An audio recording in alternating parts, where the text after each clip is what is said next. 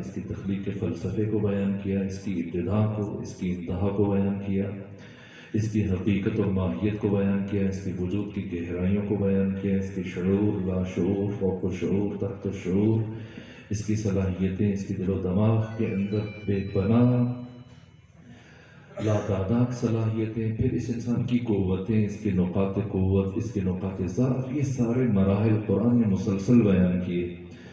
سب سے زیادہ قرآن حکیم نے جن موضوعات کو بیان کیا ان میں سے خلقت انسان ہے، یہاں تک کہ پہلی وحی لے کر جب جناب جبرائیل بارگاہ ختمی مرتبت میں حاضر ہوئے تو ان الفاظ کے ساتھ پروردگار نے اپنی نبی کے ساتھ گفتگو فرمائی، جہاں سے قرآن مجید کے نزول کا آغاز وہ اقرأ بسم ربک الذی خلق، پڑھیے اے حبیب اپنے اس رب کے نام سے جس نے خلق کیا۔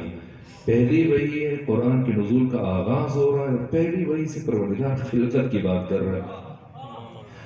اس کے بعد جیسے جیسے نزول قرآن آگے بڑھ رہا ہے آپ دیکھتے جائیے، هو اللہ الخالق البارئ المصور له الاسماء الحسنى، وہ اللہ خالق ہے، وہ اللہ باری ہے، عدم سے وجود دینے والا، نہیں سے ہے بنانے والا، وہ اللہ مصور ہے اور یہ اس کے اچھے اچھے نام ہیں، هو الذی یصورکم فی الارحام کیف یشاء۔ پھر فرمایا اللہ وہ ہے جو تمہاری ماؤں کے شکموں میں، بطن مادر میں تمہاری تصویر بناتا ہے، کیف یشاء، جیسا جی چاہتا ہے ویسی تصویر بناتا ہے۔ پھر کبھی فرمایا صورکم و احسن صورکم، اے انسان ہم نے تمہاری تصویر بنائی اور بری تصویر نہیں بنائی، بہترین تصویر بنائی۔ کبھی پروردگار قرآن حکیم میں فرماتا ہے کہ ہم نے 3 پردوں کے پیچھے اے انسان تمہاری تصویر بنائی۔ پروردگار بار بار قرآن حکیم میں خود کو کبھی خالق کہہ کے تعارف کروا رہا ہے، کبھی مصور کہہ کے تعارف کروا رہا ہے، چونکہ گفتگو امام علی زین العابدین سید الساجدین سے متعلق ہے، اسی لیے میں مقدمتاً تمہیداً یہ 2 جملے عرض کر کے آپ کی بارگاہ تک پہنچنے کی کوشش کروں گا۔ دنیا میں جتنے بھی مصور ہیں جو اچھے سے اچھے شاہکار تشکیل دیتے ہیں، تخلیق کرتے ہیں، بناتے ہیں تصویریں اور پھر ان کی قیمت لگائی جاتی ہے، قیمتی ترین شاہکار کی تصاویر جو دنیا کے ماہر ترین مصور بناتے ہیں، اگر ان سے سوال کیا جائے کہ تصویر جو آپ بنا رہے ہیں اس تصویر سازی کے لیے کتنی شرائط ہیں، تو بنیادی 4 شرائط ہیں جن کے بغیر تصویر بننا ممکن نہیں ہے۔ پہلی شرط یہ ہے ایک مصور کے لیے کہ جگہ ہو جہاں بیٹھے پھر تصویر بنائے، اور دوسری شرط ہے کہ کینوس ہو، چمڑا ہو جس کے اوپر اپنے اثر کو منتقل کرے، تصویر کو بنائے۔ پھر تیسری چیز روشنی ہے، ماہر سے ماہر مصور کبھی اندھیرے میں، تاریکی میں تصویر نہیں بنا سکتا، روشنی چاہیے۔ اور چوتھی شرط ہے کہ جس شے کے اوپر مصور تصویر بنا رہا ہے وہ شے حالت قرار میں ہو، حالت حرکت میں نہ ہو، ایک متحرک مقام پر کبھی بھی تصویر نہیں بن سکتی۔ یہ 4 شرائط ہیں، اگر ان میں سے ایک بھی کم کر دیں کبھی ماہر سے ماہر مصور اپنی تصویر نہیں بنا سکتا۔ اب آئیے اس مصور کی طرف چلیں جو بار بار قرآن میں اپنے تعارف میں خود مصور اور تصویر کہہ کے اپنا تعارف پیش کر رہا ہے۔ کیا وہ مصور ازلی کسی جگہ پر بیٹھ کر انسانوں کی تصویر بناتا ہے؟ نہ، بطن مادر میں تصویر بناتا ہے۔ کیا کسی کینوس سے چمڑے کے اوپر تصویر بناتا ہے؟ نہ، پانی کے قطرے کے اوپر تصویر بناتا ہے۔ کیا روشنی میں تصویر بناتا ہے؟ نہ، 3 پردوں کے پیچھے تاریکی میں انسان کی تصویر بناتا ہے۔ اور پروردگار جس شے پر انسان کی تصویر بنا رہا ہے وہ شے حالت قرار میں نہیں ہے، مسلسل حالت حرکت میں ہے۔ دنیا کا مصور جب ان 4 شرائط کے باوجود تصویر بناتا ہے، اس کی تصویر گونگی ہے، بہری ہے، اندھی ہے، نہ دیکھ سکتی ہے، نہ سن سکتی ہے، نہ سونگ سکتی ہے، نہ چکھ سکتی ہے، نہ لمس کر سکتی ہے، نہ تدبر کر سکتی ہے، نہ تعقل کر سکتی ہے، نہ تفکر کر سکتی ہے۔ نہیں معلوم وہ کیسا مصور ہے کہ انہی چاروں کو، جب وہ اللہ تصویر بناتا ہے، ان 4 شرائط کے باوجود نہ ہونے کے باوجود اس کی تصویر سنتی بھی ہے، سونگتی بھی ہے، چکھتی بھی ہے، لمس بھی کرتی ہے، تدبر بھی کرتی ہے، تعقل بھی کرتی ہے، تفکر بھی کرتی ہے۔ اور جب تصویر بن جائے پھر اس تصویر کو کچھ چیزوں سے بچانا ہے تاکہ محفوظ رہے اور دیر تک باقی رہے۔ آگ سے بچائیں ورنہ تصویر جل جائے گی، پانی سے بچائیں اس کے رنگ دھل جائیں گے، مٹی سے بچائیں اس کے نقش خراب ہو جائیں گے، ہوادار جگہوں پہ تصویر کو آویزہ نہ کریں، اس کے رنگ پھیکے پڑ جائیں گے، نقش دھندلے پڑ جائیں گے۔ تو تصویر کے 4 دشمن ہیں، ان چاروں سے بچانا ہے۔ کون کون سے؟ آگ، پانی، ہوا اور مٹی، ان چاروں سے بچانا ہے تاکہ تصویر باقی رہ سکے اور محفوظ رہ سکے۔ نہیں معلوم وہ کیسا مصور ہے جو انہی چاروں کو ملا کر انسانوں کی تصویریں بنا رہا ہے۔ وہ اللہ خالق ہے۔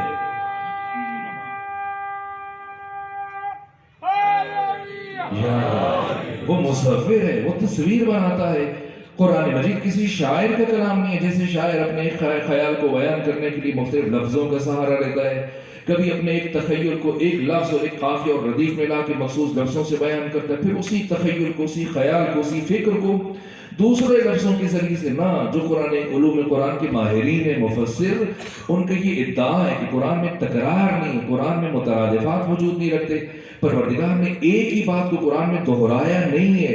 اگر ہم دیکھتے ہیں کہ ایک آیت مثلا سورہ مبارکہ رحمان میں فَبِأَيِّ آلَاءِ رَبِّكُمَا تُكَذِّبَانِ، یہ تکرار ہو رہی ہے بار بار 29 مرتبہ اگر اس کا ذکر ہو رہا ہے تو شاید پروردگار ایک ہی بات بار بار کہہ رہا ہے۔ یہ بسم اللہ الرحمن الرحیم جو 113 مرتبہ سورتوں کے شروع میں اور ایک سورہ کے وسط میں، یعنی کل 114 مرتبہ، انسان سمجھتا ہے شاید پروردگار تکرار کر رہے ہیں۔ نہ، علوم قرآن کے ماہرین جن میں سے برجستہ ترین شخصیت سید محمد حسین طباطبائی صاحب تفسیر المیزان، ان کا ادعا ہے کہ ہرگز قرآن میں تکرار نہیں ہے، پروردگار نے ایک بات کو دوبارہ بیان نہیں کیا، خود سیاق و سباق سے ہر آیت کا مفہوم بدل جاتا ہے۔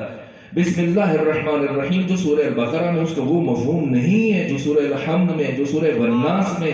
سیاق و سباق کے تحت اب اس کی تفصیلات کو اس مختصر وقت میں نہیں عرض کر سکتا، پھر کبھی عرض کروں گا۔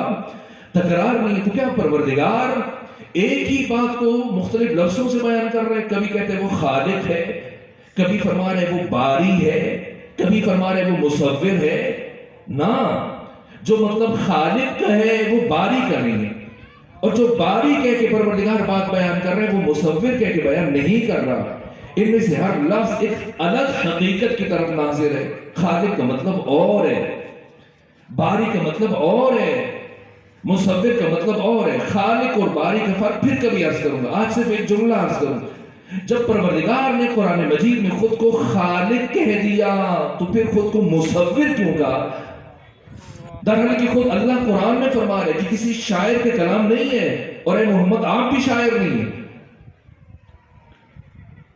قرآن کتاب شعر نہیں ہے، تو اللہ جب خود کو خالق کہہ رہے تو مصور کیوں فرما رہے؟ خالق یعنی وہ اللہ جس نے عدم سے وجود دیا، انسان کو نہیں سے ہے بنایا، اور مصور کہہ کے پروردگار اس فلسفہ تخلیق کی طرف اشارہ کر رہا ہے۔ قرآن میں تکرار نہیں ہے۔ مصور کہہ کے پروردگار انسان کو ایک پیغام دے رہا ہے۔ مصور یعنی اللہ نے تجھے انسانی صورت میں پیدا کیا۔ یہ نہ سمجھنا اور اس خوش فہمی کا شکار نہ ہو جانا کہ اللہ نے تجھے انسان پیدا کیا، نہ۔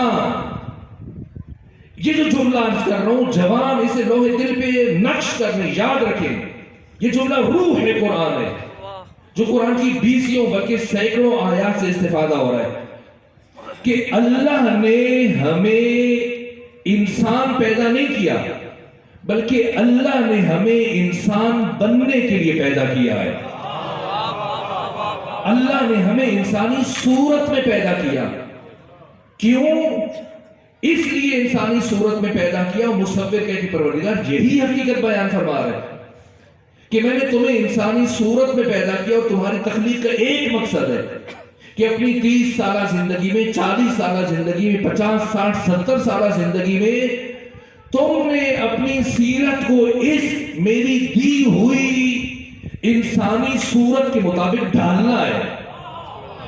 بس تمہارا یہ ایک کام ہے، اور میں نے کسی کام کے لیے تمہیں اس دنیا میں نہیں بھیجا، صرف اس ایک مقصد کے لیے کہ میں نے تمہیں انسانی صورت دی، میں مصور ہوں، اور میں نے تمہیں انسانی شکل اور صورت میں پیدا کیا تاکہ تم اپنی زندگی میں اپنے کردار کو، اپنی سیرت کو میری دی ہوئی اس انسانی صورت کے مطابق ڈھالو اور سنو۔ اگر تم نے یہ کام نہ کیا اور اپنی سیرت کو مسخ کیا اور صورت کے مطابق نہ ڈھالا تو پھر قیامت کے دن میں بھی ایک کام کروں گا۔ میں نے تجھے انسانی صورت میں اس لیے بھیجا تھا، انسان بننے کی صلاحیت دے کر، کہ تم اپنی سیرت کو اس دی ہوئی صورت کے مطابق ڈھالو۔ اگر تم نے یہ نہ کیا تو قیامت کے دن میں ایک کام کروں گا، کیا کہ اس دن میں تمہاری صورت کو جو دی تھی دنیا میں، اس کو تمہاری اسی سیرت کے مطابق ڈھال دوں گا جسے تم نے دنیا میں اختیار کیا۔ اسی لیے قرآن بیان فرما رہے وَإِذَا الْوُحُوشُ حُشِرَتْ، کہ قیامت کے دن وہ دن جس دن چوپایوں کو، جانوروں کو اٹھایا جائے گا۔ سنی شیعہ برادران تشریف فرمائیں، اہل علم، اہل معرفت، اہل بصیرت، قیامت کے دن حساب یا جنوں سے لیا جائے گا جو قرآن بیان فرما رہے ہیں، یا انسانوں سے؟ نہ فرشتوں سے پوچھ تاچھ ہے، نہ حیوانات اور چوپاؤں سے، تو پھر کیوں قیامت کے دن چوپاؤں کو اٹھایا جائے گا؟ قرآن فرما رہے وَإِذَا الْوُحُوشُ حُشِرَتْ، جانوروں کو اٹھایا جائے گا۔ یہی انسان ہے جو قیامت کے دن اپنے کردار کے باعث جانور کی شکل میں اٹھے گا، اور وہ ہستی جن کے ایام شہادت ہے، یعنی امام علی زین العابدین، آقا فرماتے کہ قیامت کے دن بہت سارے انسان 9 جانوروں کی شکل میں اٹھیں گے، 9 جانوروں کی صورت میں اٹھیں گے۔ والدین کا نافرما بردار اور والدین کے حق کو ادا نہ کرنے والا اور ان کے دل کو دکھی کرنے والا قیامت کے دن گدھے کی شکل میں اٹھے گا، جس سید سجاد فرما رہے ہیں، امام زین العابدین فرما رہے ہیں۔ شراب خور قیامت کے دن سور کی شکل میں اٹھے گا، تارک الصلاۃ قیامت کے دن سگ کی شکل میں اٹھے گا۔ اسی لیے مولا متقیان فرما رہے کہ اے ہمارے شیعوں، کوشش کرنا کہ قیامت کے دن اتنا عمل لے کے آ جانا کہ تم انسانی شکل میں معشور ہو سکو، پھر تمہاری شفاعت جانے اور ہم محمد و آل محمد جانے۔ قیامت کے دن انسانی شکل میں معشور ہونا بہت مشکل مرحلہ ہے، اور ایک اہم ترین حقیقت جس کی طرف امام علی زین العابدین نے متوجہ فرمایا، وقت نہیں کہ امام کی سیرت کے ابعاد بیان کروں کہ آقا نے اپنی 35 سالہ عہد امامت میں کیا کیا کام کیے، لیکن یہ جملہ عرض کروں، یہ جوانوں کے لیے جن کے والدین زندہ ہیں، موجود ہیں، اور وہ جن کے والدین جا چکے، انہیں بھی مایوس نہیں ہونا چاہیے۔ امام سجاد فرماتے کہ کچھ لوگ والدین کی زندگی میں ان کے حقوق کو ادا نہیں کرتے تو نافرمان کہلاتے ہیں اور اللہ کے ہاں نافرمان لکھے جاتے ہیں، لیکن کچھ ایسے خوش نصیب ہیں کہ والدین کی دنیا سے چلے جانے کے بعد جب متوجہ ہو جاتے ہیں اور ان کے وہ 40 حقوق جو ان کی موت کے بعد سے متعلق ادا کرنا شروع کر دیتے ہیں تو وہ اللہ کی بارگاہ میں فرمانبردار شمار ہوتے ہیں۔ والدین کے نافرمانبردار کے لیے امام علی زین العابدین کے یہ جملہ دلوں میں نقش کیجیے، یا آقا کے ایام شہادت میں حضرت کا پیغام ہے ہر مومن کے لیے، ہر مسلمان کے لیے۔ سبھی محبت کرتے ہیں حسین ابن علی کی فرزند علی زین العابدین سے، خواہ وہ سنی ہے یہ شیعہ ہے۔ کیا فرماتے ہیں آقا؟ آقا فرماتے ہیں کہ جو شخص اپنے والدین کا نافرمانبردار ہے، جاؤ اور جا کر اسے علی زین العابدین کا یہ پیغام پہنچاؤ کہ تو اپنی زندگی میں جتنی نمازیں پڑھ سکتا ہے اور جتنی عبادت کر سکتا ہے کر لے، اور تو اپنی زندگی میں جتنی دعائیں مانگ سکتا ہے مانگ لے۔ جا کے اسے بتانا کہ حسین ابن علی کا بیٹا علی زین العابدین کہہ رہا تھا کہ اللہ کی بارگاہ میں نہ تمہاری کوئی دعا مستجاب ہوگی نہ تمہاری کوئی عبادت قبول ہوگی، اور بتانا کہ قیامت کے دن والدین کے نافرمانبردار کے لیے ہم محمد و آل محمد کی شفاعت نہیں ہے۔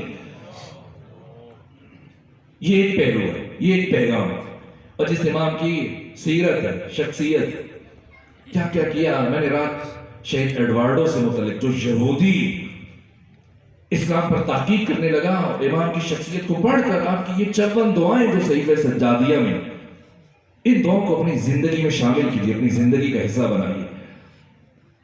اور جو برادران اہل تسنن جہاں تشریف فرما رہے ہیں، میں عرض کروں یہ امام علی زین العابدین صرف شیعوں کے نہیں ہیں، کوئی خیال نہ کرے.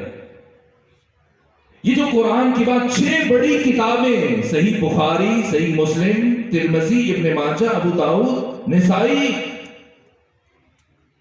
ان کتابوں کی تالیف میں کس شخصیت کا کردار ہے؟ 99 ہجری تک مسلسل احادیث کے بیان کرنے پر پابندی رہی ہے. یہاں تک کہ صدر اسلام میں بعد از ولادت رسول اسلام علی متقی ہندی نے کنز الامال کی 5ویں جلد میں لکھا کہ یہ اشتباہ تھا جو واقع حکمران شخصیات تھیں، ان کو خوف تھا کہ کہیں ایسا نہ ہو کہ احادیث اور قرآن آپس میں مخلوط ہو جائے. تو انہوں نے یہ نعرہ بلند کیا کہ قرآن کی بقا کے لیے اور قرآن کی حفاظت کے لیے اور قرآن کی آیات مشخص ہوں، اس کے لیے نقل احادیث پر پابندی لگا دی گئی. اور امام احمد ابن حنبل نے اپنی مسند کی 4تھی جلد میں لکھا، کہا کہ دوسرے عہد خلافت میں 5 شخصیتوں کے اوپر پابندی عائد کی گئی. ان میں سے ابو دردہ ہیں، ابو ذر ہیں، عبداللہ ابن مسعود ہیں. یہ شخصیات کیا مدینے سے باہر نہیں جا سکتے؟ اور ان 10 سالوں میں یہ 5 شخصیتیں مدینے سے باہر نہیں گئی. حتی بعض صحابہ کرام جنہوں نے اونٹ کی کندھے کی ہڈی پر مثلا 20 احادیث لکھی ہیں، کسی نے 10 لکھی ہیں، کسی نے 4، کسی نے 50، ان کو جمع کر کے جلوایا گیا. ایک خطرہ تھا باہر. یہ خلفاء کی حکمت عملی تھی، ان کی پالیسی تھی کہ کہیں ایسے نہ ہو کہ ختمی مرتبہ کی احادیث مخلوط ہو جائے اور پتہ نہ چلے قرآن کی حدیث کیا. یہ تاریخ ہے، امام احمد ابن حنبل نے لکھا ہے. 46,000 احادیث کا مجموعہ کنز الامال علی متقی ہندی نے 5ویں جلد میں لکھا. اس کے علاوہ امام مالک نے موطا میں اور بڑی کتابوں میں تفاصیل درج ہیں، گنجائش نہیں کہ میں اشارے بھی کر سکوں. 99 ہجری تک یہ کام ہوا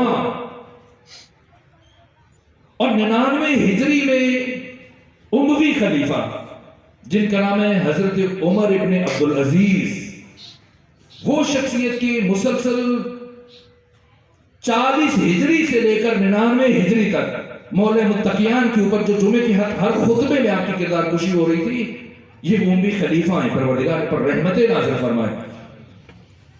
پہلی مرتبہ انہوں تاریخ میں سب علی کو، لعن علی کو بند کروایا. اور انہی کی دور میں جناب حضرت عمر بن عبدالعزیز نے محمد بن مسلم ابن شہاب زہری کو منتخب کیا کہ آپ احیاء احادیث پر کام کریں. اب سمجھیں کہ کون ہے محمد بن مسلم ابن شہاب زہری. یہ محمد بن مسلم ابن شہاب زہری استاد ہے امام اسماعیل بخاری کے، جنہوں نے صحیح بخاری لکھی، اور امام مسلم بن حجاج کے، جنہوں نے صحیح مسلم لکھی. یہ 2 بڑی کتابیں احادیث کی، یہ 2 بڑے مجموعے لکھنے والے، یہ 2 بڑے عالم جن کا تعلق نیشاپور سے اور بخارا سے. یہ دونوں شاگرد ہیں محمد بن مسلم ابن شہاب زہری کے. اب سمجھے کردار امام علی زین العابدین کا. یہ محمد بن مسلم ابن شہاب زہری یہ چیف جسٹس تھے، قاضی القضات تھے بنو امیہ کے آدھے حکومت میں، لیکن ایک اچھے انسان تھے. ایک مرتبہ ایک ملزم سے تفتیش کے دوران انہوں نے اسے تنبیہ کی، قید میں رکھا، تھوڑی سختی کی، اس کی موت واقع ہو گئی. اور چونکہ شریف النفس تھے، اگرچہ بنو امیہ کی حکومت کا حصہ تھے، چوٹ لگی دل پر، اور انہوں نے اپنی تمام تر عہدے کو، ذمہ داری کو چھوڑا، چیف جسٹس کے عہدے سے ہاتھ اٹھائے اور یہ مکہ کے جنگلوں میں چلے گئے. یہ تمام تاریخوں میں، سیرت کتابوں میں واقعات موجود ہیں. یہ کھانا پینا چھوڑ دیا، کپڑے پھٹ گئے، چہرے کا رنگ زرد ہو گیا، ہڈیوں کا ڈھانچہ بن گئے، قریب المرگ تھے. محمد بن مسلم ابن شہاب زہری اور فرزند حسین علی زین العابدین حج کے لیے مکہ تشریف لائے.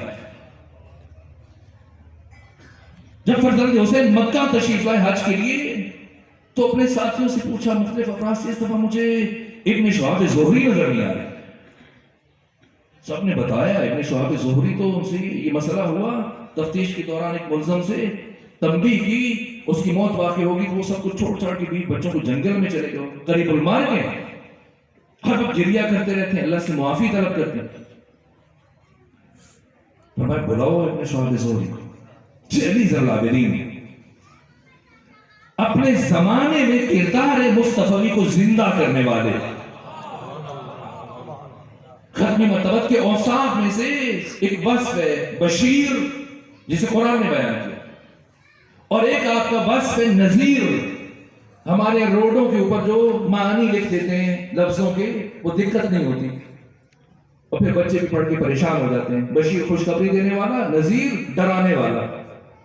اور پھر وہ پیغمبر کے بارے میں بچوں کے تصور ذہن میں آتا ہے، ہاں ایک ایسی ذات کی جو ڈراتا ہے نا، دقت نہیں کی جاتی معنی کو بیان کرنے میں. بشیر یعنی ایک مایوس دل میں امید کی شمع کو روشن کرنے والا،